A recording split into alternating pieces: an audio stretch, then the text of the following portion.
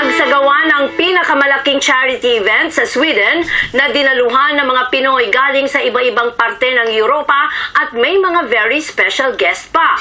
Mula Stockholm, Sweden, may balitang global si Daniel Infante Tuanyo.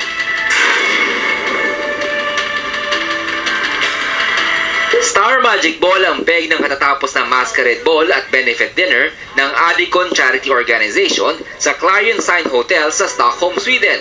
Galing pa sa Sweden, Denmark, UK, Germany, Norway, Italia at Espanya ang dumalo nagpabonggahan sa gown, maskara at talent. Ang Adicon ay ang pinakamalaking charity event hindi lamang dito sa Sweden kundi sa buong Europa. Noong nakaraang taon, mahigit 400 katao ang tumulong at nakaisa.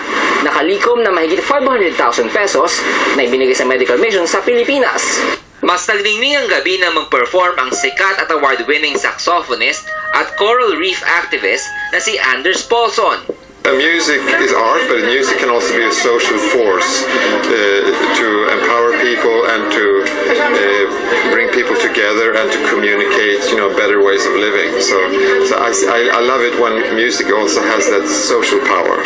Nag-enjoy din ng mga dumalo sa pagbisita ni Jan Arcilla na bumida sa General Luna na paunlak ng kanta.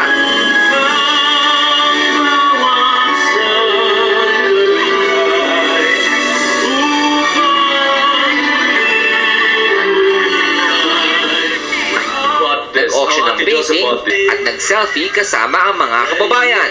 For me, a good chance to also to meet the Filipino people here in Sweden. You're helping people in a very fun way.